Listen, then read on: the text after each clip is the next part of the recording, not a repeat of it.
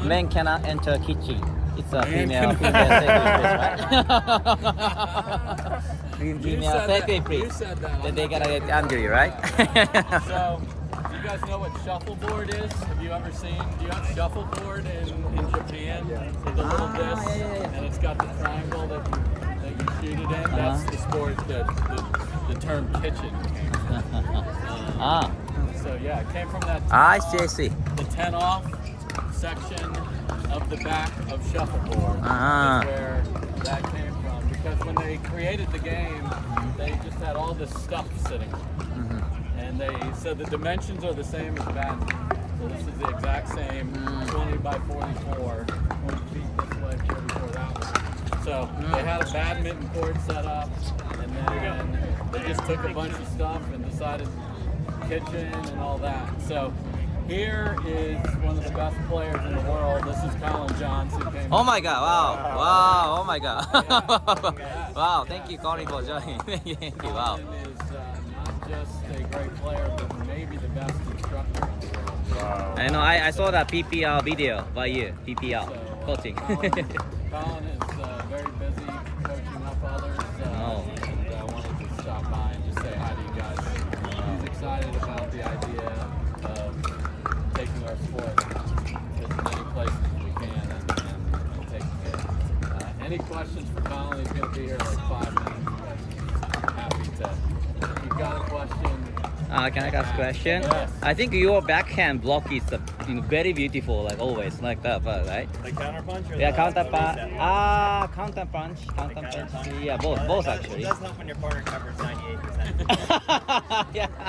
But the other 2%, yes, it is. Yeah. It's definitely a shot that's very effective because when you're very close together at the kitchen lines, you don't have a lot of time to react. So if you can really sit on one side of your body, it helps a lot to get the counter punch down.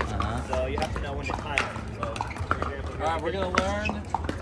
This is like next level, but if you take this back home, you're gonna be absolutely winning all the time. Okay? Yeah. So it's a small court. You don't move your feet as much as you would think. So that's a good place to start. But then as you get to a higher level, you can get better at targeting your body. So the key to the slide is knowing when to move this way. But if you notice, the higher level players in general move their feet less, not more. So when you're here, instead of always moving around, you can plan. I'm not saying to never move, but you can move less. And it's more of leaning your body and weight left and right. And now, without moving my feet, I can do the backhand from here, whereas before if I didn't take that body weight shift, now I'm just reaching here. It's very awkward. So part of the slide that you're talking about, you shift your body weight left and right. So that can be at a high level, but it can also be at a lower level. So if you have a floater, now another added benefit to that is so I would recommend even whatever level you guys play at, move the feet less, move more shifting.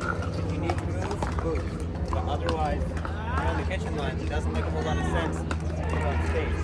This limits us how far we can go towards the net.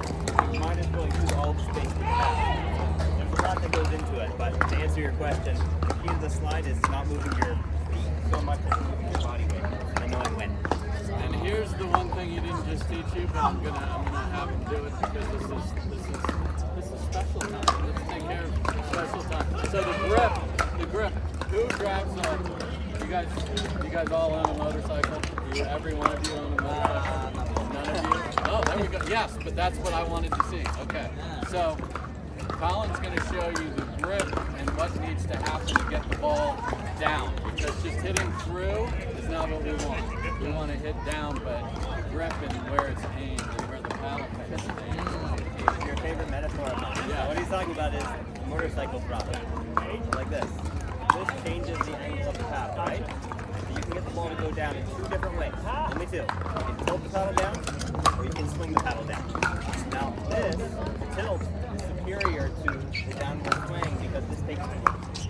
When you're talking split seconds, I can do this a lot faster than I can do this. So when I'm receiving a very fast shot, instead of trying to swing at it, all you have to do is use your wrist with the motorcycle shot. The backhand, that changes the angle of the paddle, thus where the ball is going to go.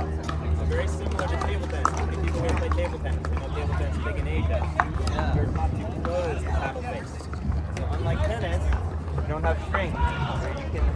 nice long or like there's like tennis or string racket. Just remember, when it gets close to the down, the faster you do it, it's easier to pull.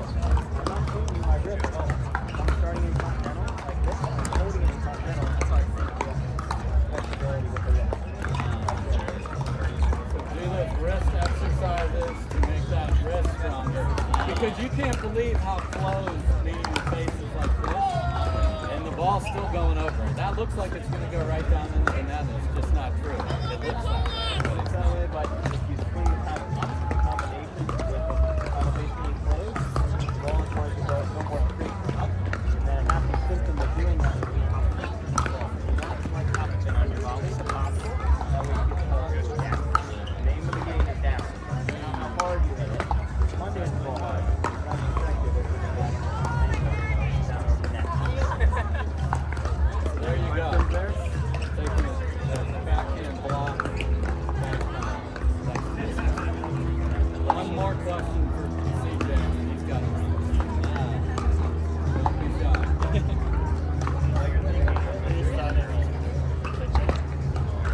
What is the best one? Between the lines, over there, but as a general rule of thumb, you want to be as close as possible to the end of the competition. How wide? How wide? How wide? Yeah.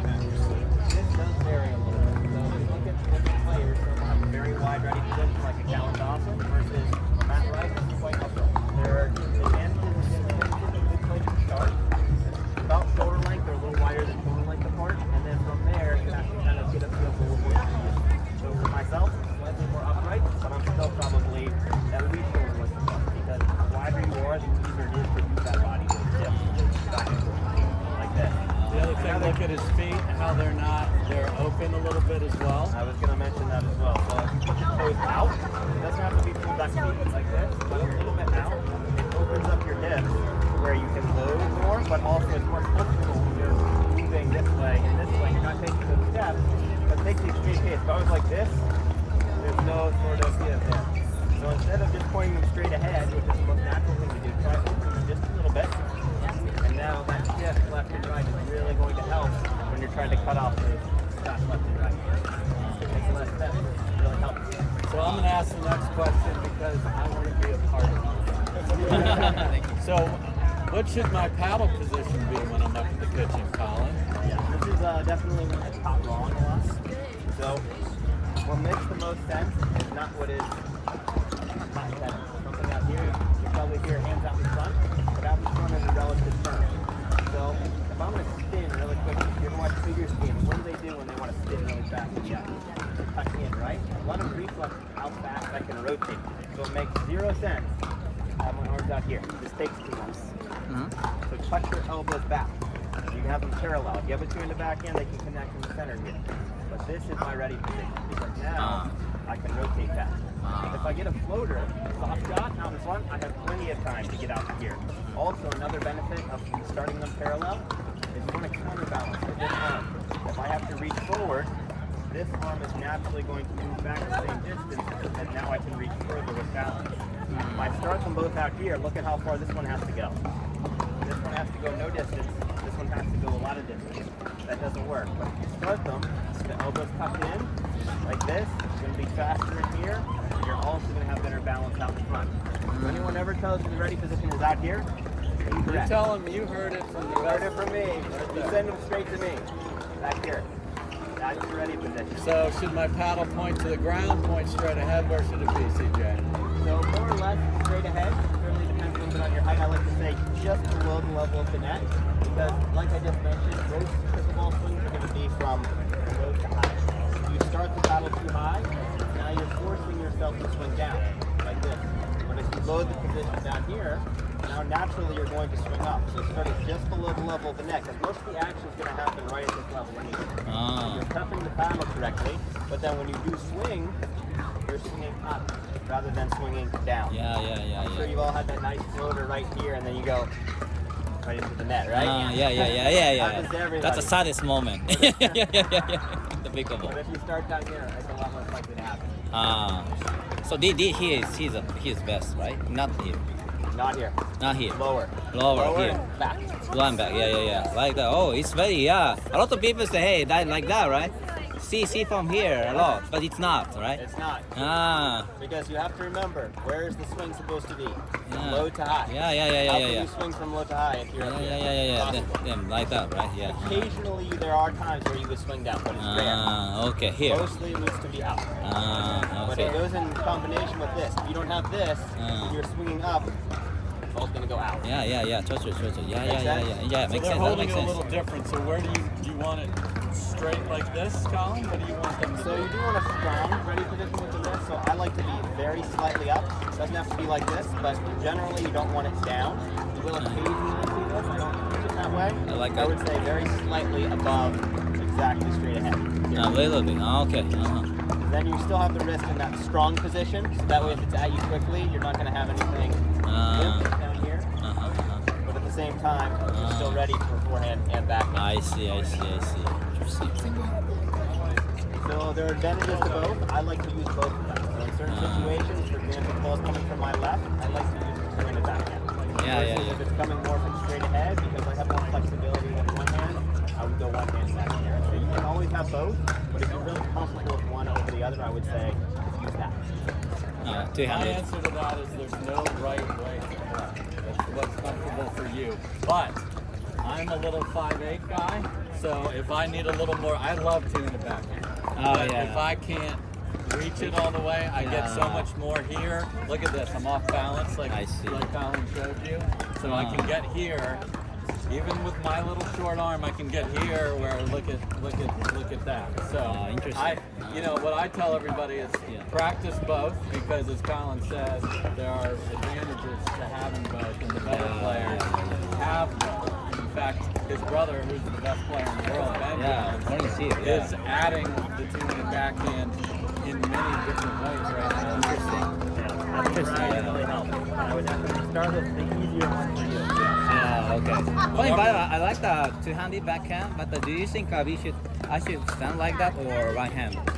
Which is It better? depends on the position over there. If you know that you're probably not going to use the second hand, probably not necessary to put it on there, but you want the second hand close enough to where... Close enough. Yeah. The one hand, but close enough. If you have it parallel, you'll be surprised. If it does need to be connected, so if the ball's out here, it naturally connects. Now, if you already know the ball's over there, I might already be starting here. Now it's quite unlikely I would be moving this way. Okay. So you'll see a lot of the two-handed backhand players, especially the women, they start with this as a range. Even like There's nothing wrong with that. Just make sure it's not too far out in front like this. Relax. Your arms get tired out here. Right. They're very Who wants tired to stick actually. their arms out like that? That sounds exhausting to me. That sounds horrible. Colin, thank you, brother. Thank you very much. Thank you very much, CJ. Pickleball in Asia. Thank you very much, CJ. Thank you. Yes.